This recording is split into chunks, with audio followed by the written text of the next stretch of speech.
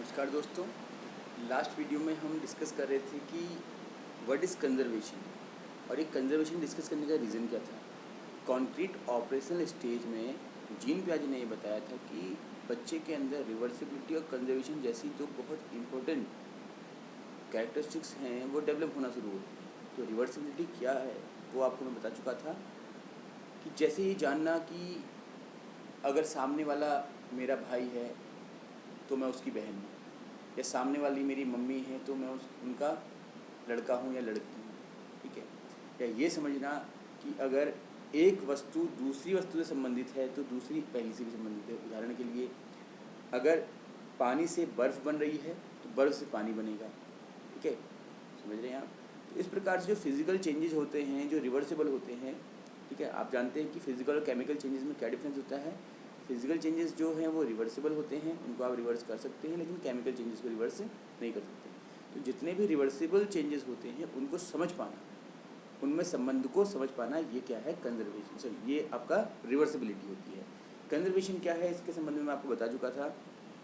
एक उदाहरण मैंने आपको दिया था कि 1 लीटर की बॉटल आप भरिए तो बॉटल जो होगी वो भरी हुई दिखाई देगी, और उस 1 लीटर की बॉटल को आप 500 लीटर के टैंक में जो कि बिल्कुल खाली है उसमें डाल दीजिए। तो जब आप उस वाटर को जो कि बॉटल में भरा हुआ दिख रहा था उसको जब टैंक में डालते टैंक में वो दिखाई ही नहीं देता है। लेकिन बच्चा ये समझता है क्योंकि बॉटल से पूरा का पूरा वाटर मैंने खुद उस टैंक में डाला है तो इट मीन उस टैंक में 1 लीटर वाटर तो डेफिनेटली है। This is called conservation. ठीक है, कि वॉल्यूम कभी भी चेंज नहीं होता उसका कंटेनर चेंज करने के कारण से, वॉल्यूम सेम रहता है। नंबर का कंजर्वेशन की अगर हम बात करें तो जैसा कि आप देख रहे हैं कि 6 जो आपको सर्कल्स दिख रहे हैं सेम लाइन में, तो अगर दोनों सर्कल्स को आसपास रखा जा रहा है तो लग रहा है कि दोनों बराबर हैं।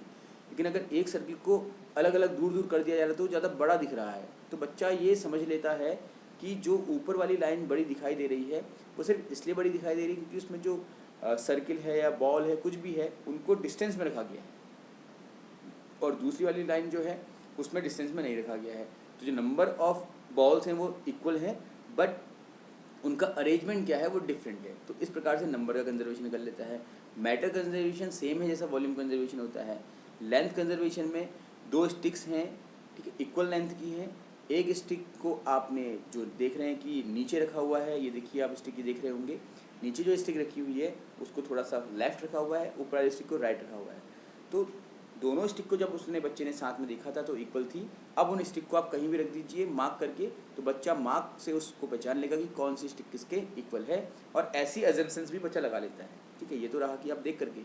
दूसरा ये है कि बच्चा हाइपोथेसिस के थ्रू, अपनी एजम्पशंस के थ्रू पता लगा लेता है कि कौन सी वस्तु किसके बराबर होगी। जैसा कि आप करते हैं घर पे, आपने देखा होगा कि जैसे आप एक अगर वॉल में आपको कुछ पेंट करना है या फिर कुछ लाइन खींचनी है तो आप आइडिया लगा लेते हैं कि इसमें कितने मीटर या फिर कितने सेंटीमीटर की हमको स्केल चाहिए होगी। ठीक है, दैट इज़ कंजर्वेशन। अब आते हैं हम फॉर्मल ऑपरेशनल स्टेज में, जो कि 11 वर्ष के बाद आरंभ होती है। 11 वर्ष के बाद लगभग 15 वर्ष तक बच्चे का कॉग्निटिव डेवलपमेंट कम्प्लीटली हो जाता है, ऐसा जीन पियाजे का मानना है।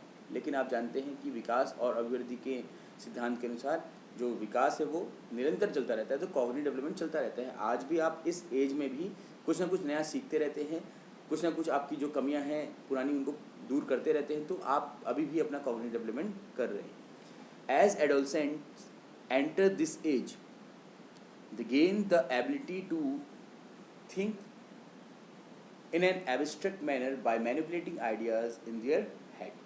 इस अवस्था में जो एडोलसेंट्स होते हैं वो वस्तुएं सामने ना होने के बाद भी उन पर विचार कर लेते हैं, यानी कि अमूर्त रूप से चिंतन करना सीख जाते हैं, या ये क्षमता उनके अंदर विकसित हो जाती है। Without any dependence on concrete manipulation, बिना किसी मूर्त वस्तु के ऊपर सोचने के अतिरिक्त ये अमूर्त रूप से जब वस्तु सामने नहीं है तब भी उसको विचार कर लेते हैं, सोच लेते हैं। शी और he can do mathematical calculation, think creatively, use abstract reasoning and imagine the outcome of particular action. अब जो बालक है या जो फिर हम इसको अगर किशोर कहें, क्योंकि किशोरावस्था इस समय आ जाती है 12 साल के बाद की, जो बच्चा है वो मैथमेटिकल कैलकुलेशन करने लगता है, वो क्रिएटिवली सोचने लगता है, लेकिन हमको नहीं समझ में आ रहा है कि ये कहना क्या चाह रहा है इससे। तो इसको हम आगे एक एग्जाम्पल से समझते हैं, ठीक है। जैसे क्वेश्चन आपके सामने है, if Ram is taller than Rakesh and Rakesh is taller than Shyam, who is tallest. अगर जो इस क्वेश्चन का आंसर देने के लिए बच्चा बोलता है कि पहले मेरे सामने राम, श्याम और राकेश को लाओ, तब मैं बताऊंगा कि कौन तीनों में बड़ा है, तो वो कॉन्क्रीट ऑप्शनल स्टेज में, क्योंकि उसको कॉन्क्रीट ऑब्जेक्ट चाहिए सामने। लेकिन अगर बच्चा मैनिपुलेट कर लेता है कि राम राकेश से बड़ा है और राकेश श्याम से बड़ा है, तो डेफिनेटली राम इनडायरेक्टली देखा जाए तो श्याम से बड़ा ही होगा 100%। तो बोल देता है कि वो राम ही बड़ा होगा।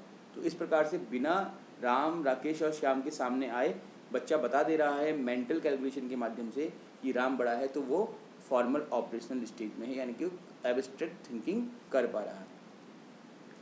This is an example of inferential reasoning which is the ability to think about things which the child has not actually experienced and to draw conclusion from its thinking। जो बच्चे ने कभी अनुभव नहीं किया है, जो कभी देखा नहीं है, उसके संबंध में बच्चा विचार कर ले रहा है।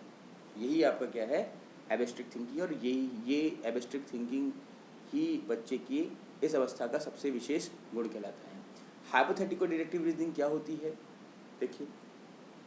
Hypothetico-deductive reasoning is the ability to think scientifically through generating prediction or hypothesis about the world to answer question। Hypothetical deductive reasoning में क्या होता है, जो घटना हो रही होती है या हो चुकी होती है उसके संबंध में अंदाज़ा लगाना, लेकिन वो जो अंदाज़ा होता है उसके पीछे तर्क होते हैं। उदाहरण के लिए एक किचन का हम एग्जाम्पल लेते हैं। आपको पता है कि किचन में जब जो आप में से चिकन मटन खाते हैं तो कैसी स्मेल आती है, कैसी खुशबू आती है। अगर जो खाने वाले हैं उनके लिए खुशबू है, जो नहीं खाने वाले हैं उनके लिए वो दुर्गंध है, ठीक। कैसी स्मेल आती है, लेकिन वो स्मेल जो होती है वो मसाले से आती है। अगर वही सेम मसाला, सेम प्रोसेस अगर हम किसी और फूड को बनाने में करें, लेट्स से कि हम अगर छोले बना रहे हैं या फिर चने बना रहे हैं, उसमें प्रोसेस करें, तो हमें ऐसा लगता है कि डेफिनेटली ये क्या है, आपका चिकन या मटन ही बन रहा है, ठीक है। ये एग्जाम्पल फिट बैठता है क्योंकि हम सभी को अपने किचन का अनुभव तो रहता ही रहता है। तो इस प्रकार से जब बच्चे ने किसी भी फूड की स्मेल से ये अंदाज़ा लगाया कि वो जो फूड बन रहा है, जो कुकिंग हो रही है, वो किस चीज़ की हो रही है, तो वो अंदाज़ा क्या होता है, साइंटिफिकली होता है, वो अनुमानित नहीं होता है। तो उसे बोलते हैं डिडक्टिव रीजनिंग। अगर कोई बच्चा रो रहा है आपके सामने और आप ये अंदाज़ा लगाते हैं कि क्यों रो रहा होगा, उसके पीछे क्या क्या रीज़न हो सकते हैं। बच्चा कब रोता है, जब उसे हर्ट होता है। हर्ट होने के क्या क्या रीज़न हो सकते हैं, ये सब कुछ आप सोच रहे हैं। तो क्या कर रहे हैं आप हाइपोथेसिस फॉर्म कर रहे हैं, और उन हाइपोथेसिस के माध्यम से आप हाइपोथेसिस की टेस्टिंग करते हुए, भाई आपने 4 कारण सोचे बच्चे के रोने के, उन 4 में से कोई ना कोई एक कारण निश्चित रूप से सही हो सकता है। The individual will approach problems in a systematic and organized manner rather than through trial and error। बच्चा यहाँ पर सिर्फ ट्रायल एंड एरर यानी कि आपका प्रयास एवं त्रुटि के माध्यम से ही अपनी सोच का निर्माण नहीं करता है, बल्कि कोई ना कोई एक पर्टिकुलर सिस्टमेटिक और ऑर्गेनाइज मैनर में वो अपनी प्रॉब्लम्स को सॉल्व करने के लिए सोचता है, विचार करता है। एब्स्ट्रैक्ट थॉट्स क्या होते हैं, concrete operations are carried out on things whereas formal operations are carried out on ideas। जो कंक्रीट ऑपरेशंस होते हैं उसमें हमको ऑब्जेक्ट की आवश्यकता पड़ती है सामने से, जबकि एब्स्ट्रैक्ट में हमको आवश्यकता पड़ती ही नहीं है। हिंदी में देखिए बड़ा स्पष्ट है, कॉन्क्रीट मतलब मूर्त और एब्स्ट्रैक्ट मतलब अमूर्त। जो मूर्त नहीं है वो अमूर्त हो गया, यानी कि जो दिखाई नहीं दे रहा है उसके संबंध में आप विचार कर ले रहे हैं, तो आप अमूर्त चिंतन कर पा रहे हैं। इस पूरे लेक्चर में अमूर्त चिंतन पर मैं बहुत डिस्कस कर चुका हूँ। आई होप कि आपको ये समझ में आ गया होगा, क्योंकि फॉर्मल ऑपरेशन स्टेज में अमूर्त चिंतन को समझना ही सबसे इम्पोर्टेंट है, ठीक है। तो this is all about Piaget's stages of cognitive development. आज हमारा ये टॉपिक कंप्लीट होता है। इससे पहले के 4 से 5 वीडियोज़ आप प्लीज़ देख लीजिएगा, जिससे कि आपका ये कंसेप्ट कंप्लीट हो पाए, ठीक है। हर वीडियो दूसरे वीडियो से रिलेटेड है, और अगर आपको ये वीडियोस पसंद आए, कुछ नॉलेज आपको मिलता है, तो प्लीज़ चैनल को सब्सक्राइब कर लीजिएगा, ताकि जो भी हमारे वीडियोस आएंगे आपके लिए हेल्पफुल होंगे, वो आप जल्दी से जल्दी देख पाएँ और नॉलेज गेन कर पाएँ। Thank you.